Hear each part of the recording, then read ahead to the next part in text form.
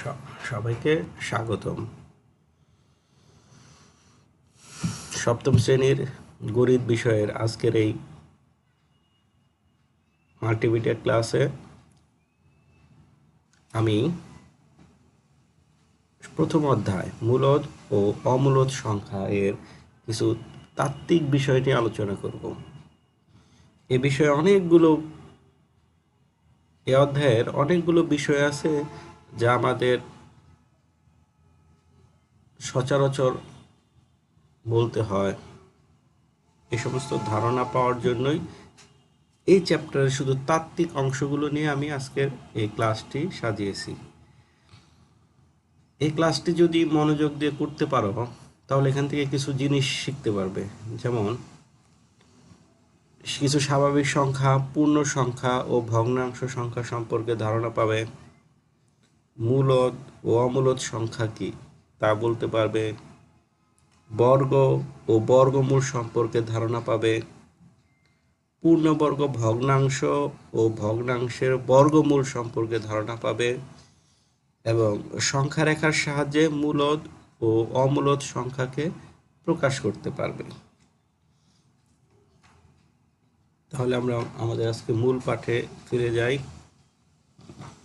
কয়েকটি সংখ্যা দেখো, স্ক্রিনে কয়েকটি সংখ্যা দেওয়া আছে।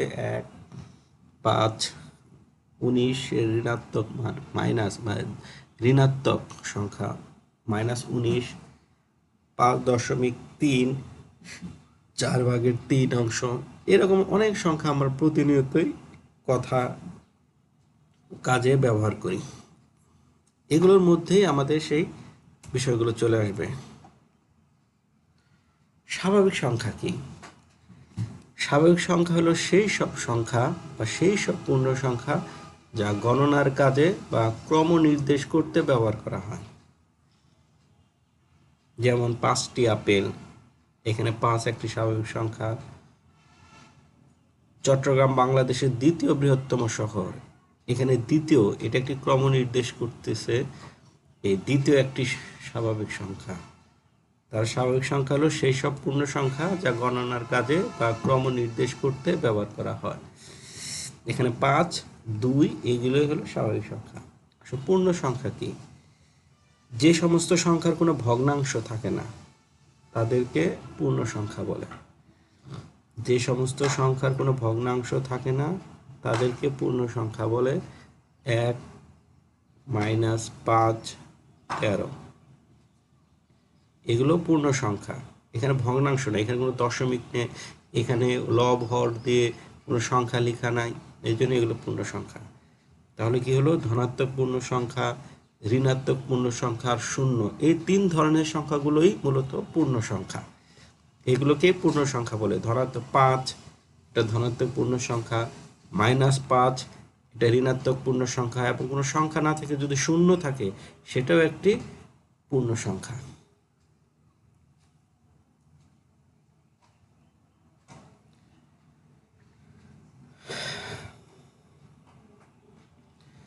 ভগ্নাংশ সংখ্যা সম্পর্কে শুনি কি কি তথ্য রয়েছে এই ভগ্নাংশ সংখ্যা সম্পর্কে। সাধারণ ভগ্নাংশ কি? কোনো বস্তুকে নির্দিষ্ট ভাগে বিভক্ত করে তাকে, অর্থাৎ এই বস্তুটিকে যত ভাগ করা হয়েছে তাকে হর দ্বারা এবং নির্দিষ্ট অংশ থেকে গৃহীত অংশকে লব দ্বারা চিহ্নিত করে গাণিতিকভাবে প্রকাশ করলেই তাকে সাধারণ ভগ্নাংশ বলে। যেমন 5 ভাগের 2 ভাগ, 5 ভাগের 2 ভাগ, এখানে বস্তুটিকে 5 ভাগ করে 2 ভাগ বোঝানো হয়েছে। তাহলে বস্তুটিকে কোন একটি বস্তুকে 5 ভাগ করার কারণে 5টি হর হিসেবে নিচে এসেছে এবং সে 5 ভাগ থেকে আমরা 2 ভাগ নিয়েছি, আর এই 2 ভাগকে লব হিসেবে বোঝানো হয়েছে। তাহলে সাধারণ ভগ্নাংশের সংজ্ঞাটা কি পেলাম? কোনো বস্তুকে নির্দিষ্ট অংশে বিভক্ত করে তাকে হর দ্বারা এবং নির্দিষ্ট অংশ হতে গৃহীত অংশকে লব দ্বারা চিহ্নিত করে গাণিতিকভাবে প্রকাশ করলেই তাকে সাধারণ ভগ্নাংশ বলে। ওরকম আমরা 10/1 এটাকেও সাধারণ ভগ্নাংশ হিসেবে বলতে পারি। সেক্ষেত্রে কোনো একটি বস্তুকে 10 ভাগ করে তার 1 ভাগ বোঝানো হয়েছে। প্রকৃত ভগ্নাংশ কি? যে ভগ্নাংশের লব হর অপেক্ষা ছোট থাকে তাকেই প্রকৃত ভগ্নাংশ বলে। যেমন 4/3, এক্ষেত্রে লব ছোট 3 আর হর বড় 4। অপ্রকৃত ভগ্নাংশ কি? যে ভগ্নাংশের লব হর অপেক্ষা বড় হয় তাই অপ্রকৃত ভগ্নাংশ। যেমন উপরে 7 নিচে 4, 4/7 এটা শুনতে কেমন লাগে? মিশ্র ভগ্নাংশ, অবশ্যই এই ধরনের সংখ্যাগুলোকে ভাগ করে সমস্ত বের করে প্রকাশ করতে হয়। মিশ্র ভগ্নাংশ, যে ভগ্নাংশের পূর্ণ সংখ্যার সঙ্গে প্রকৃত ভগ্নাংশ মিশ্রিত থাকে তাকে মিশ্র ভগ্নাংশ বলে। যেমন 2 সমস্ত 4/1, এখানে 2 একটি পূর্ণ সংখ্যা ও 4/1 একটি ভগ্নাংশ সংখ্যা, আর দুটো পূর্ণ সংখ্যার ভগ্নাংশ মিলেই হয় মিশ্র ভগ্নাংশ। সমতুল ভগ্নাংশ কি? যদি প্রথম ভগ্নাংশটির লব ও দ্বিতীয় ভগ্নাংশের হরের গুণফল এবং প্রথম ভগ্নাংশের হর ও দ্বিতীয় ভগ্নাংশের গুণের লবের গুণফল যদি সমান হয় তবেই ভগ্নাংশ দুটিকে সমতুল ভগ্নাংশ বলা হয়।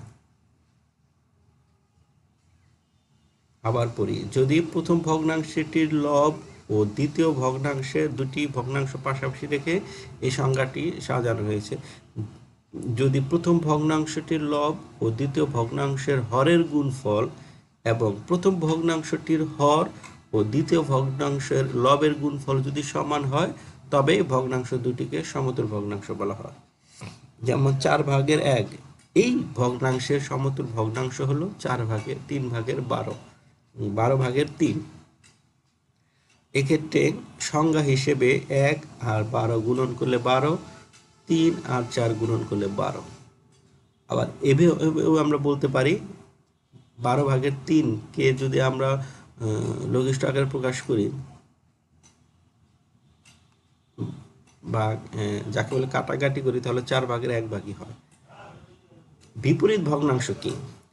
কোনো ভগ্নাংশের লবকে হর ও হরকে লব করলে যে ভগ্নাংশ পাওয়া যায় তাকেই, অর্থাৎ পরের ভগ্নাংশকে প্রথম ভগ্নাংশের বিপরীত ভগ্নাংশ বলা হয়। যেমন 4/1 এর বিপরীত ভগ্নাংশ হলো 1/4, বা এটি উল্টিয়ে দিলে লবকে হর, হরকে লব করলে। দশমিক ভগ্নাংশ কি? যে ভগ্নাংশকে দশমিক চিহ্নের সাহায্যে প্রকাশ করা হয় তাকে দশমিক ভগ্নাংশ বলে। যে ভগ্নাংশকে দশমিক চিহ্নের সাহায্যে প্রকাশ করা হয় তাকেই দশমিক ভগ্নাংশ বলে। যেমন 3.45। মূলদ সংখ্যা, শূন্য, সকল স্বাভাবিক সংখ্যা এবং ভগ্নাংশ সংখ্যাই মূলদ সংখ্যা। শূন্য, সকল স্বাভাবিক সংখ্যা, এই স্বাভাবিক সংখ্যার মধ্যে ধনাত্মক ঋণাত্মক দুটি হতে পারে। ভগ্নাংশ সংখ্যা, এই ভগ্নাংশগুলো হতে পারে প্রকৃত, অপ্রকৃত, দশমিক, সকল ভগ্নাংশই মূলদ সংখ্যা। মূলদ সংখ্যাগুলোকে দুটি পূর্ণ সংখ্যা অনুপাতে বিভক্ত করা যায়। যেমন এখানে একটা উদাহরণ দেওয়া আছে, 1 2 3 4 ডট ডট ডট ডট, এগুলো স্বাভাবিক সংখ্যা। আমরা জানি সংখ্যাগুলোকে দুইটি স্বাভাবিক সংখ্যার ভগ্নাংশ আকারে নিম্ন লেখা। দেখি 1, 1কে 1/1, 1কে 1 দ্বারা ভাগ করলে 1 হয়। 2, 2কে 1 দ্বারা ভাগ করলে 2 হয়। ওরকম 6/2, 6কে 2 দ্বারা ভাগ করলে 3 হয়। অর্থাৎ যে কোনো স্বাভাবিক সংখ্যাকে আমরা ইচ্ছে করলে ভিন্ন দুটি সংখ্যা দিয়ে সাজিয়ে ভগ্নাংশ আকারে লিখতে পারি, এটাই এখানে বোঝানো হয়েছে। আবার 0.1, 1.5, 2.03 ইত্যাদি দশমিক সংখ্যা, এই সংখ্যাগুলোকেও আমরা ইচ্ছে করলে এভাবে ভগ্নাংশ আকারে প্রকাশ করতে পারি। যেমন 0.1, আমরা জানি এই 0.1-এর কারণে, দশমিক থাকার কারণে একটি ভগ্নাংশ হয়েছে উপরে 1, আর দশমিকের পর একটি সংখ্যা, এই জন্য একটি শূন্য বসে, যা তোমরা হয়তোবা পূর্বে 3, 4, 5-এ শিখে এসেছো। অর্থাৎ যে কোনো মূলদ সংখ্যাকে আমরা ভিন্ন দুটি সংখ্যার অনুপাতে বিভক্ত করতে পারি। এখানে আবার শূন্যকেও 0/1 ভগ্নাংশ আকারে লেখা হয়েছে। তাহলে এখানে যে উদাহরণগুলো দেওয়া আছে, এই উদাহরণটি তোমাদের বই থেকে নেওয়া, যে উদাহরণগুলো দেওয়া আছে সেখানে বোঝা গেছে যে কোনো স্বাভাবিক সংখ্যা শূন্য বা ভগ্নাংশকে দুটি ভিন্ন সংখ্যা দ্বারা ভগ্নাংশ আকারে প্রকাশ করা যায়। এটি মূলত সংখ্যার একটি অন্যরকম বৈশিষ্ট্য। অমূলত সংখ্যা, খেয়াল করো উদাহরণটা তোমাদের বই থেকে নেওয়া আছে, √2। এই চিহ্নগুলোকে আমরা রুট ওভার বলে থাকি, বলে অভ্যস্ত। √2 বা 2 বর্গমূল করতে গেলে 1.4142 135 আরও ক্যালকুলেটর যার যত বড় ডিজিট শো করে সেখানে তত বেশি সংখ্যা দেখাবে, অর্থাৎ ফিক্সড কোনো মান পাওয়া যাবে না। সংখ্যা দশমিকের পরের অঙ্ক নির্দিষ্ট নয়, ফলে দুটি স্বাভাবিক সংখ্যার ভগ্নাংশ আকারে লেখা যায় না। অনুরূপভাবে √3কে 5কে 6কেও বর্গমূল করলে 3কে 5কে 6কেও বর্গমূল করলে আমরা এরকম কিছু মান পাবো যা কোনো সীমা নেই। আর এগুলোই হলো অমূলত সংখ্যা। তাহলে মূলত সংখ্যার অমূলত সংখ্যার মধ্যে পার্থক্য যেটি বোঝা গেল যে মূলত সংখ্যাকে দুটি পূর্ণ সংখ্যার অনুপাতে ভগ্নাংশ আকারে প্রকাশ করা যায়, আর অমূলত সংখ্যাকে এভাবে দুটি স্বাভাবিক সংখ্যার ভগ্নাংশ আকারে প্রকাশ করা যায় না। এটা বলা যেতে পারে পূর্ণবর্গ নয় এরূপ যে কোনো স্বাভাবিক সংখ্যার বর্গমূল হলো অমূলত সংখ্যা। পূর্ণবর্গ নয়, আমরা পূর্ণবর্গ নিয়ে একটু পরে বিশদভাবে আলোচনা করব। তাহলে আমরা বুঝলাম যে সমস্ত সংখ্যাগুলোর বর্গমূল করলে কোনো স্থির বা ফিক্সড কোনো মান হয় না, অনবরত চলতে থাকে, এ ধরনের সংখ্যাগুলোই হলো অমূলত সংখ্যা। আর অমূলত সংখ্যাকে কোনো কোনো জায়গায় করণী বা সার্ডও নাম দেওয়া আছে। যে সকল সংখ্যার বর্গমূল সঠিকভাবে নির্ণয় করা যায় না তাদেরকে করণী বা সার্ড বলে। বর্গ ও বর্গমূল কি? কোনো সংখ্যাকে সেই সংখ্যা দ্বারা গুণন করলে যে গুণফল পাওয়া যায় তা ওই সংখ্যার বর্গ, এবং সংখ্যাটিকে গুণফলের বর্গমূল বলে। তাহলে কোনো সংখ্যাকে সেই সংখ্যা দ্বারা, এখানে উদাহরণ হিসেবে 2কে 2 দ্বারা গুণন করলে হয় 4, তাহলে 4টি হলো বর্গ আর সেই 2 হলো বর্গমূল। যেহেতু এখানে একটি সংখ্যা দ্বারা একটি সংখ্যাকে গুণন করা হয়েছে তাই একটি সংখ্যাই বর্গমূল হিসেবে চলে এসেছে। একটি ছক দেওয়া আছে, খেয়াল করো, বর্গ সংখ্যা 1 যার বর্গমূল 1, বর্গ সংখ্যা 2 যার বর্গমূল 2, এভাবে এটি তোমাদের বইয়ের থেকে নেওয়া। তাহলে আমরা এখানে যদি বর্গমূলের দিকে তাকাই 1 2 3 4 5 6 এভাবে প্রায় 21 পর্যন্ত দেওয়া আছে, এবং তার বাম পাশে ওই বর্গমূলের বর্গ সংখ্যাগুলো দেওয়া আছে। বর্গমূলের চিহ্ন, বর্গমূল প্রকাশের জন্য এই যে চিহ্নটি, এই √ওভার চিহ্ন ব্যবহার করা হয়। 25-এর বর্গমূল বোঝাতে √25 লেখা হয়। আমরা জানি 5 আর 5 গুণন করলে হয় 25, তাই 25-এর বর্গমূল 5, অর্থাৎ 25কে বর্গমূল চিহ্ন দিলে এটার মান 5 হয়। এই ছকটি ভালো করে খেয়াল করো, এবং এই ছক থেকে ভবিষ্যতে আরো অনেক কিছু তোমাদেরকে প্রশ্ন করা হবে, অনেক প্রশ্নের উত্তর দিতে পারবে। এখানে 1 থেকে 21 পর্যন্ত সংখ্যাগুলো ক্রম আকারে লেখা আছে, এবং আশা করি এই কয়েকটি সংখ্যা দিয়ে পৃথিবীর সকল সংখ্যাগুলোকেই বর্গের সঙ্গে তুলনা করা যাবে। বর্গ ও পূর্ণবর্গ কি? এখানে একটা কনফিউশন থাকে, এই কনফিউশনটা দূর করার জন্য আমার একটি লক্ষ্য করো, 7-এর বর্গ 49, আবার 1.1 এই যে দশমিক ভগ্নাংশ এর বর্গ 1.21 বর্গ, অর্থাৎ 7কে 7 দ্বারা গুণন করলে হয় 49, আবার 1.1কে 1.1 দ্বারা গুণন করলে হয় 1.21। এখানে 49কে পূর্ণবর্গ বলা হয়, কিন্তু 1.21কে পূর্ণবর্গ বলা যাবে না, তাকে বলতে হবে শুধু বর্গ। তাহলে কি দাঁড়ালো? অতএব বলা যায় যে সংখ্যার বর্গমূল পূর্ণ সংখ্যা তাকে পূর্ণবর্গ বলে, আর যে সংখ্যার বর্গমূল পূর্ণ সংখ্যা নয় তাকে শুধু বর্গ বলে। তাহলে 1.21কে বর্গমূল করলে আসবে 1.1, এখানে কোনো পূর্ণ সংখ্যা আসবে না। তাহলে বর্গ ও পূর্ণবর্গ সম্পর্কে ধারণা পেলে আচ্ছা, বর্গ নির্ণয়ের কতিপয় নিয়ম আমরা এখন শুধু জাস্ট নিয়মগুলো দেখব। এরপরের ক্লাসে আমরা অঙ্ক করে এগুলো প্রয়োগ শিখব। যে সংখ্যার সর্ব ডান দিকের অঙ্ক অর্থাৎ একক স্থানীয় অঙ্ক 2, 3, 7 বা 8 তা পূর্ণবর্গ নয়। ছক থেকে খেয়াল করে দিত।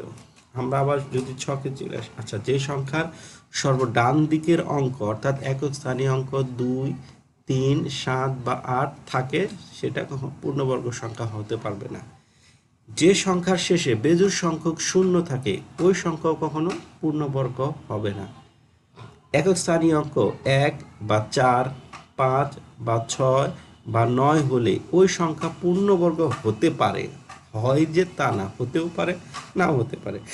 যেমন 81, 64, 81 এটা একটি বর্গ সংখ্যা, কারণ 81 বর্গমূল করলে হবে 9, কিন্তু এখানে যদি 71 হতো তাহলে তো এটি পূর্ণবর্গ সংখ্যা হতো না, কারণ 71 পূর্ণ বর্গমূল করা যায় না। তেমনি 25, 36, 49 একক স্থানীয় অঙ্ক যদি 1, 4, 5 বা 6 বা 9 থাকে তাহলে সেগুলো পূর্ণবর্গ হতে পারে। আবার সংখ্যার ডান দিকে জোড়া সংখ্যক যদি শূন্য থাকে তাহলে ওই সংখ্যাটিও পূর্ণবর্গ হতে পারে। যেমন 10, এখানে একটি শূন্য, এটি কখনোই পূর্ণবর্গ হবে না। কিন্তু 100, এখানে দুটি শূন্য। 4900, এখানেও শেষে দুটি শূন্য আছে। তাহলে যে সমস্ত সংখ্যাগুলোর ডান পাশে জোড়া সংখ্যক দুটি শূন্য বা চারটি শূন্য এরকম জোড়া সংখ্যক শূন্য থাকে সেই সংখ্যাগুলো পূর্ণবর্গ হতে পারে, কারণ তাদের বর্গমূল করা যাবে।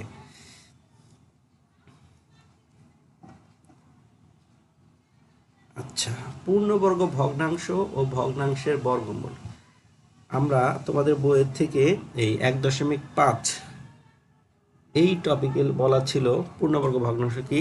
আমরা একটা জিনিস খেয়াল করি, 50, 32। আচ্ছা, 50/32 কে লঘিষ্ঠ আকারে লিখলে পাই আমরা 25/16। হ্যাঁ, 2 দিয়ে কাটাকাটি করলে 25/16 পাই। এখানে 25/16 ভগ্নাংশের লব 25, এটি একটি পূর্ণ সংখ্যা, আবার 16 এটিও একটি পূর্ণ সংখ্যা। সুতরাং 25/16 একটি পূর্ণবর্গ ভগ্নাংশ। তাহলে কি দাঁড়ালো, কোনো ভগ্নাংশের লব ও হর যদি পূর্ণবর্গ সংখ্যা হয় বা কোনো ভগ্নাংশকে লঘিষ্ঠ আকারে প্রকাশ করলে যদি তার লব ও হর পূর্ণবর্গ সংখ্যা হয় তবে ওই ভগ্নাংশকে পূর্ণবর্গ ভগ্নাংশ বলবে। তাহলে 50/32 এই সংখ্যাটিকে বলা হয় পূর্ণবর্গ ভগ্নাংশ। আবার একে লঘিষ্ঠ আকারে প্রকাশ করলে হয় 25/16, একেও বলা যেতে পারে পূর্ণবর্গ ভগ্নাংশ। ভগ্নাংশের বর্গমূল কি? ভগ্নাংশের লবের বর্গমূলকে হরের বর্গমূল দ্বারা ভাগ করলে ভগ্নাংশের বর্গমূল পাওয়া যায়। উদাহরণ হিসেবে দেওয়া আছে 64/21, 81। আচ্ছা, 64/81 বর্গমূল নির্ণয় করতে গেলে 64কে বর্গমূল করলে হবে 8, তেমনি 81কেও বর্গমূল করলে হবে 9। তাহলে আমরা এই 64/81কে বর্গমূল করলে 8/9 পাই, আর এটাকেই বলা হয় ভগ্নাংশের বর্গমূল। এটি 8কে 9 দ্বারা ভাগ আকারেই লেখা আছে, এই জন্য বলা আছে ভগ্নাংশের লবের বর্গমূলকে হরের বর্গমূল দ্বারা ভাগ করলে ভগ্নাংশের বর্গমূল পাওয়া যায়। যদি কোনো কারণে লবের বর্গমূলটি বড় হয়ে যায় সেক্ষেত্রে হরের বর্গমূল ছোট হয়ে যায়, তাহলে ওই বর্গমূলকে এই নিচে হরের বর্গমূল দিয়ে ভাগ করলে ভাগফলটিও সেই ভগ্নাংশের বর্গমূল আকারে লেখা যেত।